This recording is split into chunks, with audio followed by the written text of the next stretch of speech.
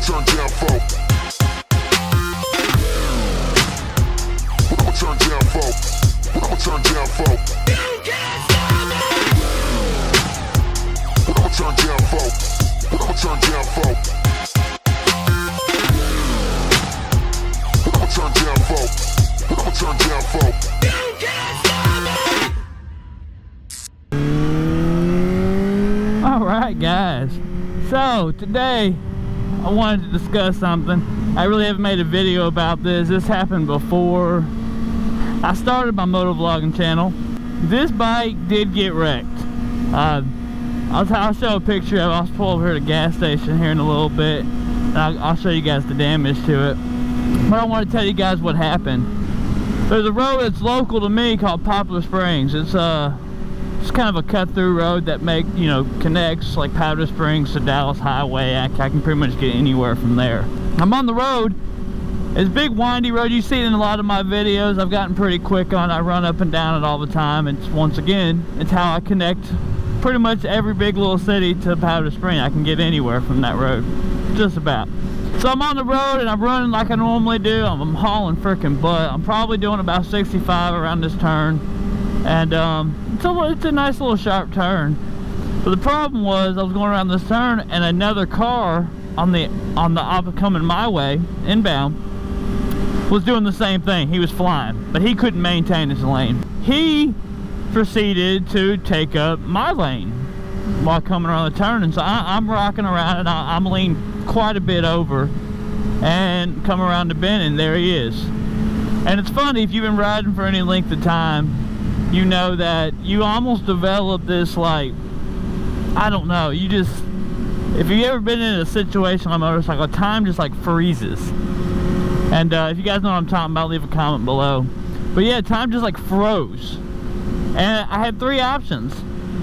And my mind processing, it's crazy because I can go back to that time, and I remember processing all three things very quickly while I'm in the turn, looking at the hood and the grill of this, I'm guessing it was like an Explorer or something. Before I was doing this, I didn't have a camera, which I really wish I had caught that on camera. That'd been awesome.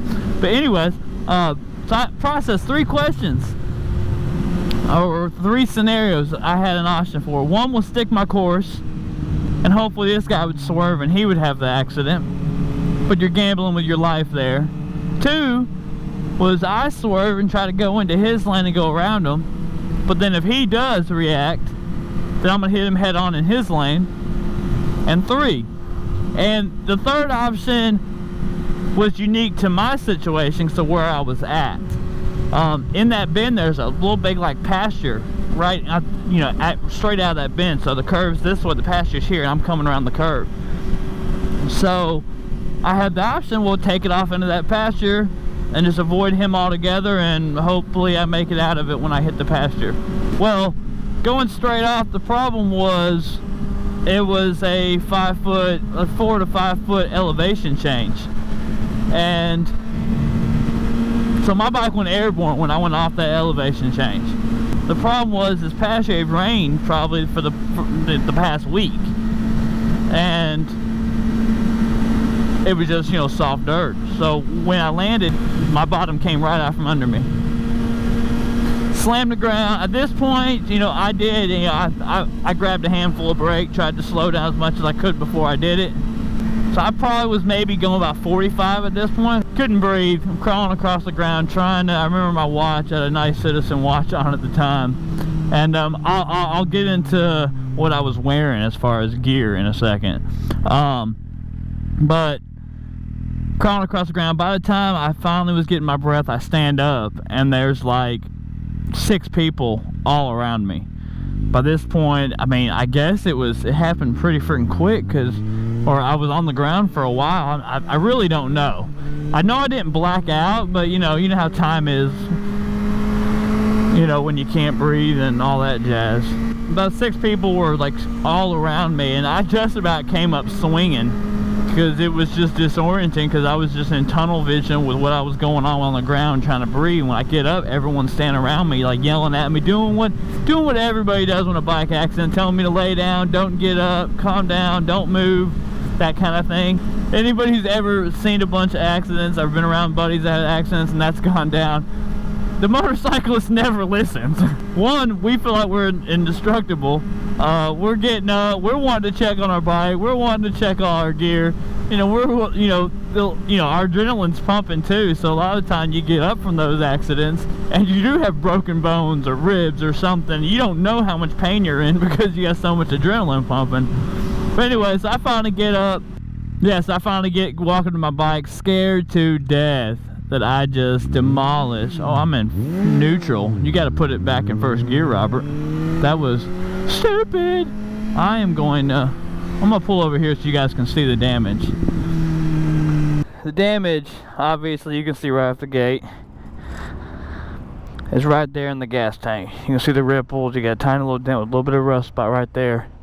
I think no one notices that too much because on this side of the tank you kind of got a lot of morphs and changes in the tank, so it's not stand out a bunch, and my handlebars kind of lock in place.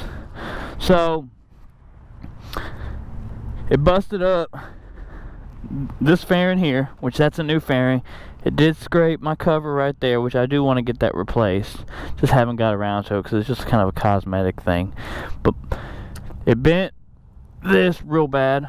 It bent my shifter peg lever, and I did bend that back, and you can kind of tell it's a little bit deformed, but really came out of that accident pretty freaking well. I mean, the handlebars did bend, and they didn't bend. The handlebars themselves didn't bend, but where they actually go up to the triple tree, the bolts came loose, so it was sitting cattywampus.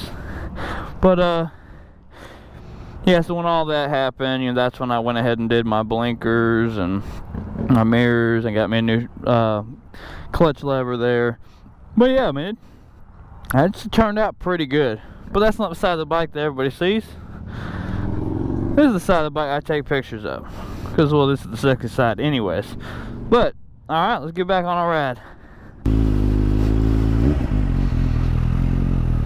So I was not wearing gear. Imagine that. I am on a Suzuki. Alright, you're gonna laugh at this, guys. Classic squid. Riding a Suzuki, wearing cargo shorts, tennis shoes, and a t-shirt. And a helmet. I think I was wearing gloves. I've always worn gloves. I did BMX, mountain biking, all that stuff. First thing that happens in an accident, you put your hands out. So I do always wear gloves. But squidding it up. Once I spent all the money and got my bike back fixed, the first thing that I purchased, and mind you, I was broke, like broke, because I had to fix all my bike. I had to get all these parts and stuff. Could not afford the gear, but I did have a Yamaha credit card that you can use, or a finance card, not really a credit card, but a finance card that you can use at all Mountain Motorsports or any Yamaha dealer, basically. But I went out and bought me my riding pants that I use, my pullover pants. I went out and bought me this jacket. I bought riding boots. I financed every bit of it. I ain't gonna lie to you guys, I was broke. But I'm telling you, in my accident, I was lucky. Lucky. I had a place to ditch the bike.